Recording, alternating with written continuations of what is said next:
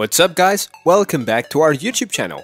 In today's video we're going to discuss how Call of Duty has influenced gaming industry and which things have influenced the game itself. Stay tuned to find out. Call of Duty has been releasing games annually for a while now. The series of games have been influential, but have also been influenced by other games. So here is how it has influenced the gaming world.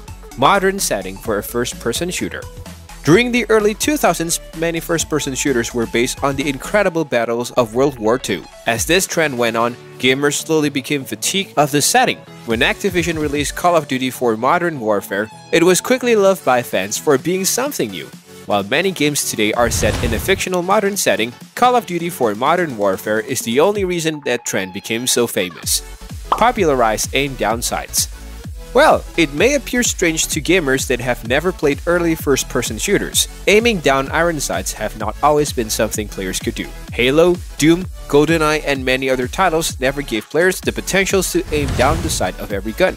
While many players now take it for granted, when Call of Duty brought up the mechanic into their titles, it quickly became something that every game needed. Popularized kill streaks. While there are many reasons Call of Duty Modern Warfare is considered as one of the most influential multiplayer games ever released, the biggest is the expansions of kill streaks. However, Call of Duty's game style can be traced back to games like Quake. The additions of kill streaks made the game far different than anything that came before. By awarding players for the numbers of kills they could get without dying, Call of Duty became the must-have series. Multiplayer first approach in a console game. For many Call of Duty players, multiplayer is the most crucial part of the series. However, there is a campaign in almost every title. Call of Duty fans managed to spend more hours playing through matches online than the campaign. While many games before Call of Duty had a multiplayer component, most console games focus heavily on the development of the single-player portions of the titles. When Call of Duty for Modern Warfare was released, it was clear that Infinity Ward spent a large amount of their time making sure the multiplayer was flawless, standardized FPS controls. Before the Call of Duty, each first-person shooter appeared to have their own layout and controls. While some games still try to wander from the status quo, the control layout Call of Duty introduced to console gamers is what many games try today. With the Call of Duty franchise being one of the biggest intellectual properties in video games, many studios started replicating its controls so that players would not have to learn a new skill set in order to pick up their games. Now, let's discuss things that have influenced Call of Duty. EA Sports titles. One thing that fans of the most acclaimed first-person shooter series have come to expect is that a new title will be released each year. The way the publisher is able to keep this cycle is by having various teams working on different Call of Duty titles. While Call of Duty and many other games are remembered for annual releases, Electronic Arts' sports title introduced this idea to the industry. Fortnite.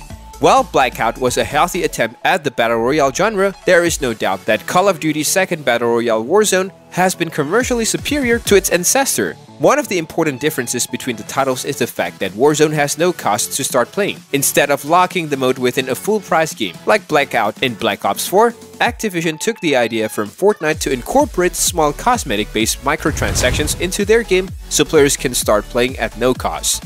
LA Noire. Ever since Call of Duty Black Ops 2, Activision has combined a form of a Season Pass.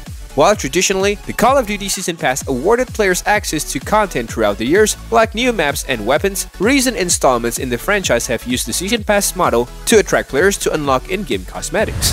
However, Call of Duty has popularized the Season Pass business model. They were not the pioneers of it. The most important game that began the Season Pass was 2011's LA Noire. Regenerating health. In the early days of Call of Duty, the health system was much different than what the players are used to today. While many players are used to regenerating health, the first Call of Duty, which released in 2003, had players scavenge for health packs, while the later games would make regenerating health similar to their multiplayer. The idea for this came from Xbox flagship series Halo. What's your take on Call of Duty? Tell us in the comment section. With that being said, it's time to end our videos. See you soon, peace out.